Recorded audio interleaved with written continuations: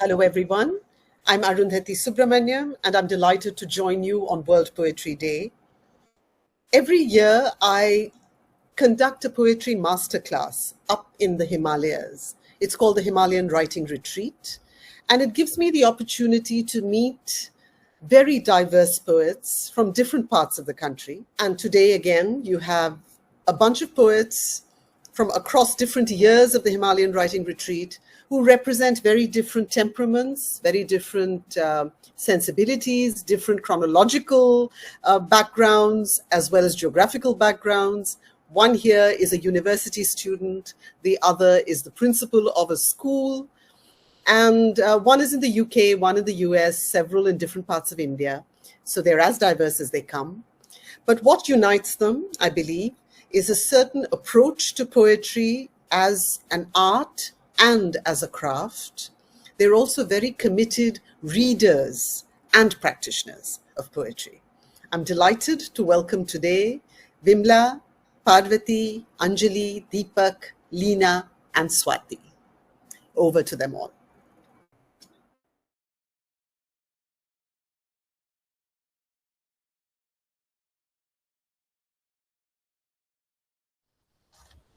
Hi, my name is Vimla Shriram, and I'll be reading 4 poems from Seattle. The first one is called A Woman and Her Mule. An arrow masked as a woman walks with her back straight. I pay no attention to her trailing mule. It's the mask I recognize. It's the stride I remember from when I needed to swim upstream. I know how this body makes steel. It spools in the backbone, stacked with rejections, sewn shut by a weaver bird. Hope isn't a thing with feathers. Hope is a prayer that she walks free. Second one, Wordsworth and my Amma. My blue coat strains over her sari as she looks out her window. A migrating visitor from Chennai, my Amma sees what I miss.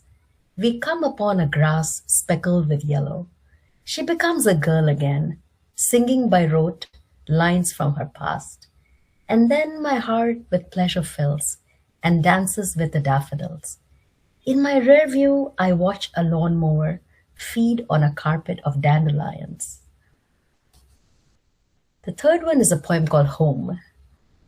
To the question, where is home? I offer my hesitation. Because home swirls in Delhi's dust storm, where they dug for my roots. Where are your parents from? Your grandparents? Until hitting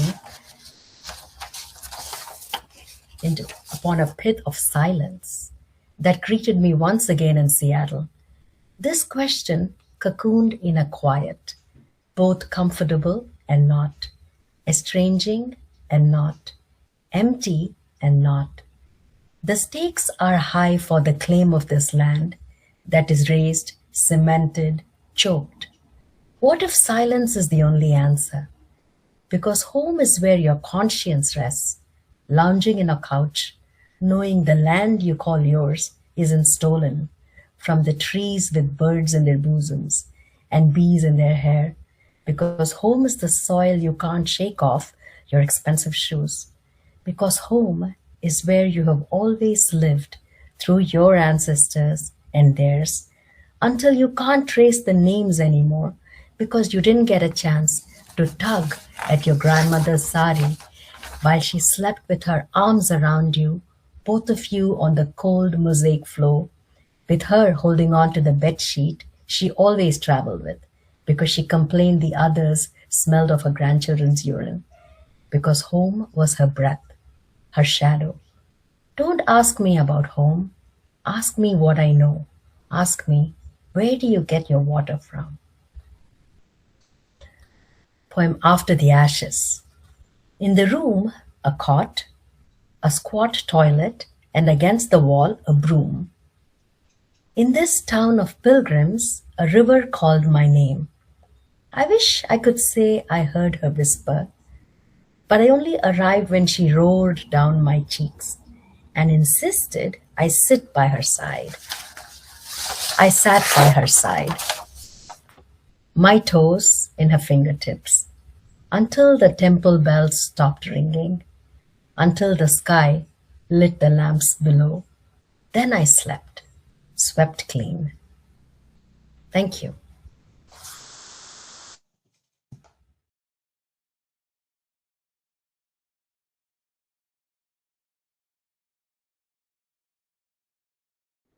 Hello everyone, I'm Parvati. Happy World Poetry Day. I'm joining from a hotel in Salem. This first poem I wrote instead of completing an assignment that was due that day. It's called Affirmation. I'm not stupid. I may be failing my exams, but I'm not without argument. I just cannot write in paragraphs. My thoughts resent being pulled down to paper. They come and go as they please, like parakeets in Bombay, gracing your balcony on Saturday mornings before melding into the coconut trees across the street. My next poem, it's called When is a Grandmother Not a Grandmother? When she reads the weekly, chin jutting, eyes pursed, mouth pursed, leaning forwards from the shoulder, elbow resting on the armrests of the best chair in the veranda, with the fan in conversation with the leaves drying in the front yard.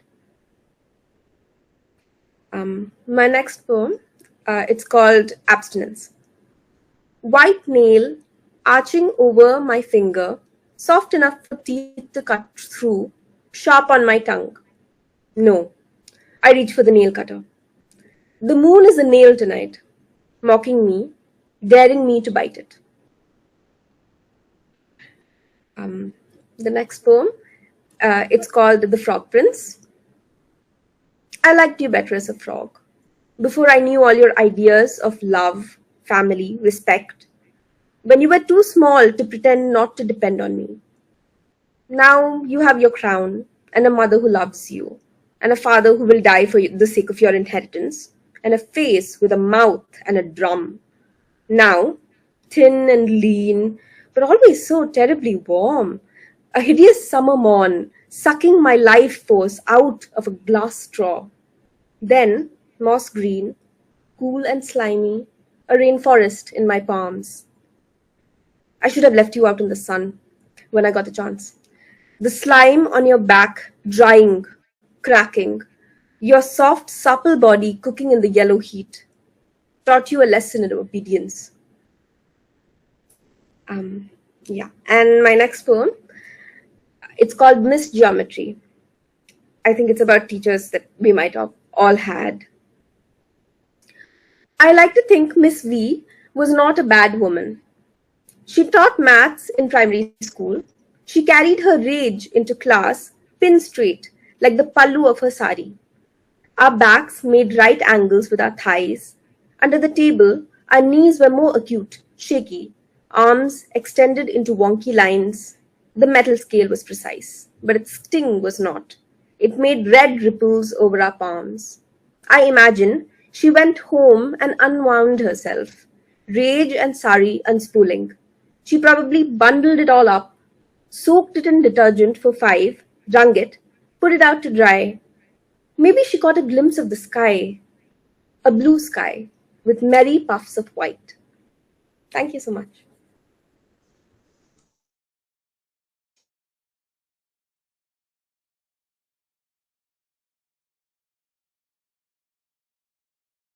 Hello, I'm Anjali from the Himalayas. I'm from Nainital. I'll be reading 4 poems for you, and 3 of them were written in the Sahyadri Hills when I worked there. The first is called Warp and Weft. Astride the green spine of the hill, he stood, a blue-necked peacock gazing eastward. He let out his emphatic primordial call, spread his russet wings, and rode the winds down, bearing the full train of his graceful feathery tail. His queen followed. The mind that weaver of webs, spun its own tale, non-fiction and fiction, its warp and weft. Amidst the misty hills, and in the symphony of kokals, a seductive secret lies shrouded.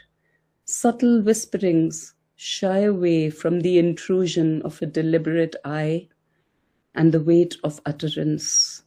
Like bush quails, they whir and vanish into the undergrowth. The second poem is called Cloud Clad. I saw a bird where no bird was, atop the long, winding Python hill this cloud-clad morning. Thought ripples subsided, the weight of me fell off, the mind turned into the calm, reflective, unblinking Bhima, a lake of pure watching. Pure watching washes off pain.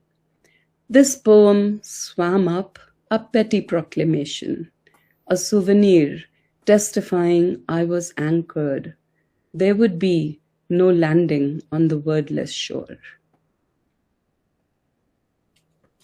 The next poem is called Confronted.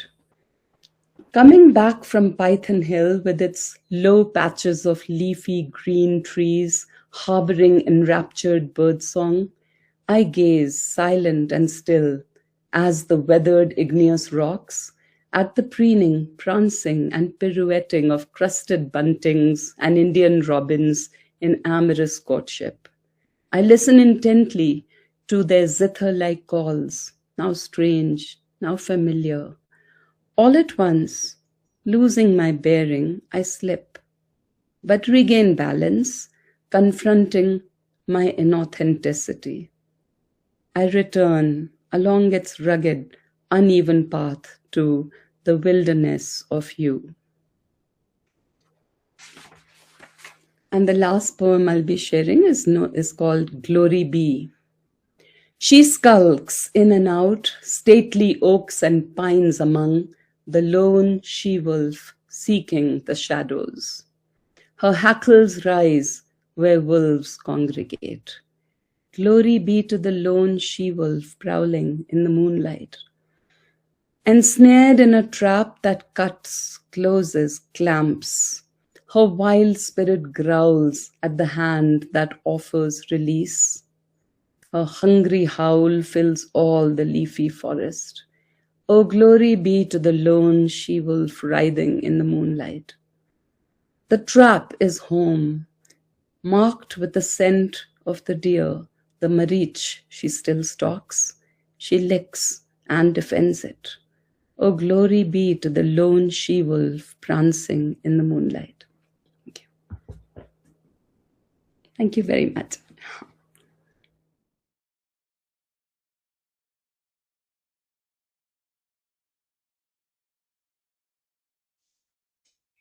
Hello all, my name is Deepak. It's a great joy to be joining you all on this World Poetry Day from London. I want to explore beauty in three places where we don't normally always look for. In longing, in rupture, and in what remains when everything settles.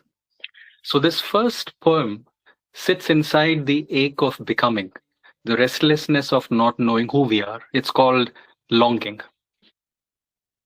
This longing to be more and not being so sure, fleeting joys, those ideas like clothes, no hangers to hold them. What fills them, gives them shape, a semblance of purpose that then disappears into nothing. Out of nothing again, they wake up. Where do they come from? Many orphans, some whom I've given shelter, and none seem mine, and none seem to help. This longing to be more, this longing to be more.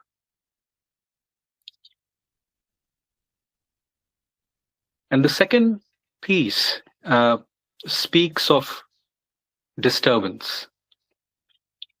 It's called He Called Close to Midnight.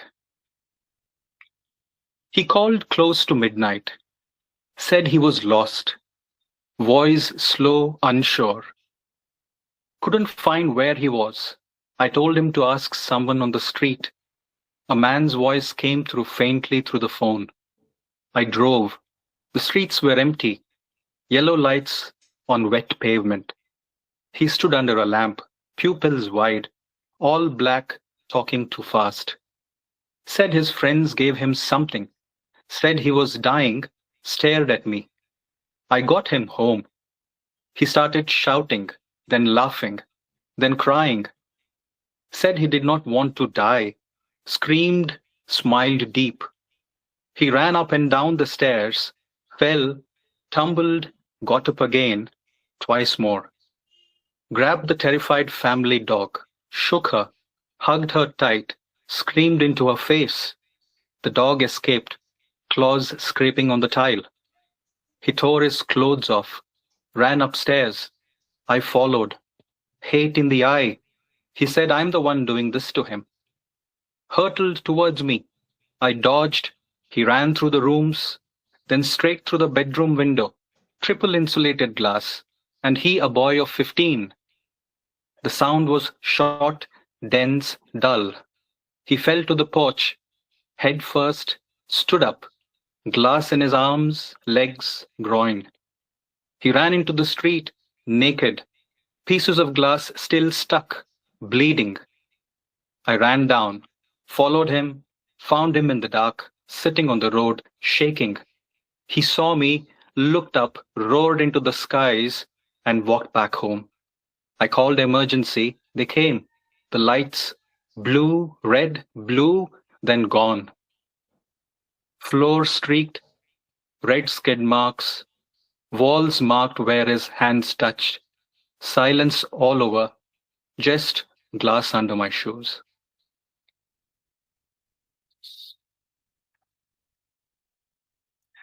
And this last poem, it sort of turns towards the idea of the unchanging in all of us, or the unborn. And to see all that there is always moved in me. This body, this mind too, always moved in me. And the world in this moment too, always moved in me. This idea of existing in it always moved in me. And time that made it all move always moved in me. In this knowing, I remain unmoving, coming back to the home I'd never left, unborn. Thank you.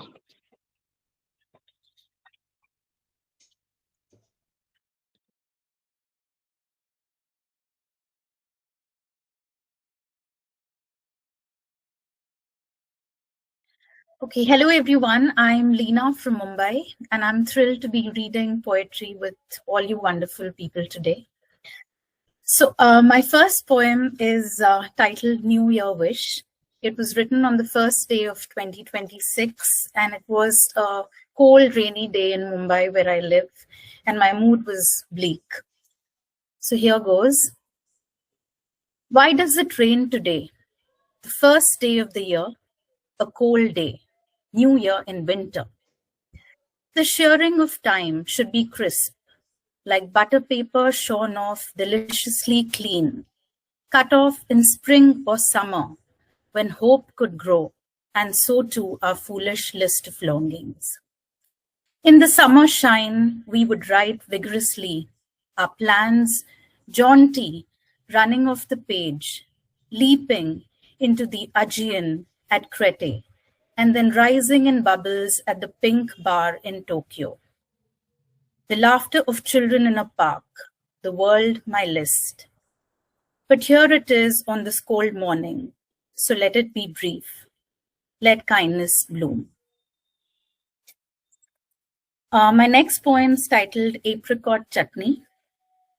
Some people leave an extraordinary, impression on us, and this one's about one such person I met, and it's also about inner beauty and adaptation. Apricot chutney. That butterfly, her wings were fused, glued into one. Grotesque, no antennae, only ginormous eyes for a head. Rudderless, tentative, instinct dull, enough harm done. How then did I know the beauty she hid within those wings? One day, she opened wide her eyes. Oceanic, swimming with wonder, with innocence, and the clot of betrayal and hurt. But oh, the desire to explore sweetened them honey-sweet red, like the apricot chutney she had just served on my plate. The third piece is a haiku. Even the night flowers are all white. Oh, the need to be seen. Okay, and my fourth poem's titled How Does One? It's about beauty being found in places, in people, and in the longing for these. So here goes. How does one? Almora turned her face to the sun. I watched her blush golden pink beneath her lover's steady, unabashed gaze. How does one keep the winter sun's warmth? Feel it again, like metal boxes that trap fire and release it wave after wave. How does one gather the village girl's peeling laughter, bundle it into a pink polka basket, and open it on a solemn day? How do I record? How do I play back the distant strains of hack, hack, who, metal striking wood in air and then bounding over the hilltops? How do I cast again upon the screens of my retina the moon's glimmer swimming on the dull, that tepid night? How does one resist the heady pull of eyes caught in the snare of your wine-stained teeth, returning to your mouth? The same wine that left no mark on my tongue, for I was already drunk. And what of that which cannot be distilled or bottled? Your fragrance. Thank you.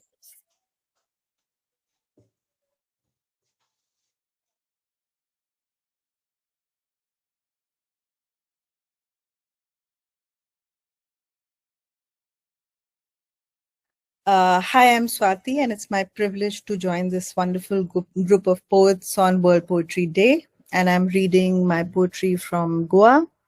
I'll be reading 3 poems to you today, which in some way or the other address the act of writing itself, the angst, the joy, and all the agony of it. This first one is called Posing for Poetry. The poem escapes me. I try to grasp its edges by the blank verse, free verse, Petrarchan sonnet, rhyming, unrhyming, breaking sentences before they're done. I try to make my heart beat to a jazz meter, to walk enjambed, to dress with monosyllabic stress.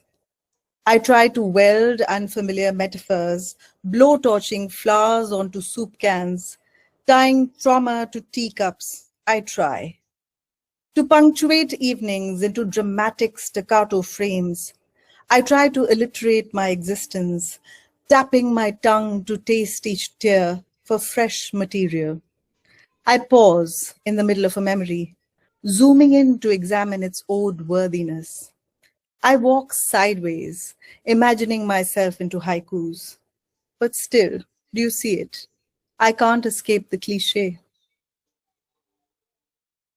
This next one is a little more angst-ridden. It's called The Ink Pen.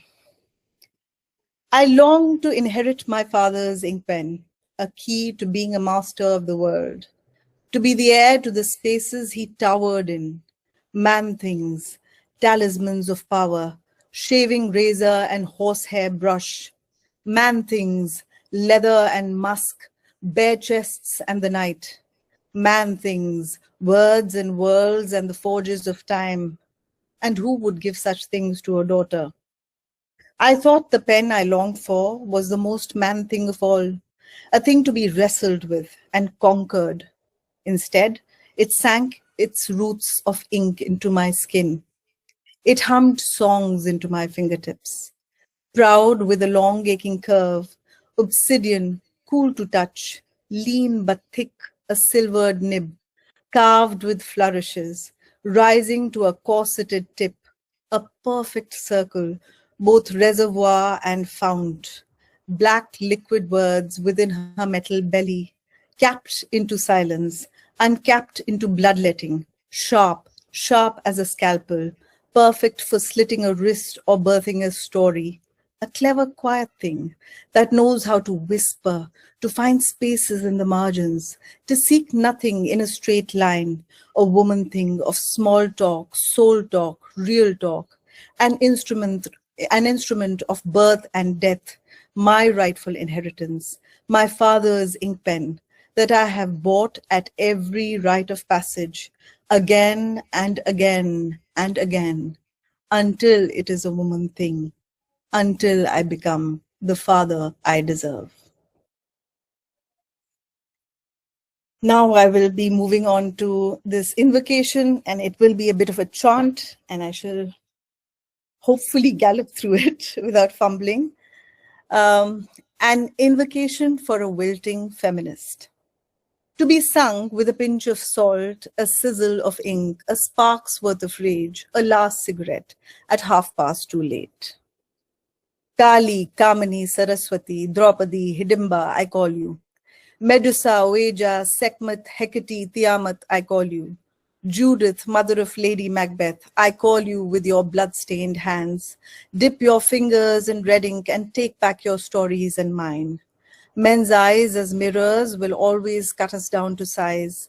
Men's voices can only sing our lives as odes, dirges, or cautionary tales. La Loba, I call you to knit my bones and breathe flesh into my story. I call you into the hammer of my fist, into the girth of my thighs. I call you to sing into my navel, to gird my shoulders, to steel my heart. Zoraya, mother, maiden, crone, spinner, weaver, cutter of thread, I call you.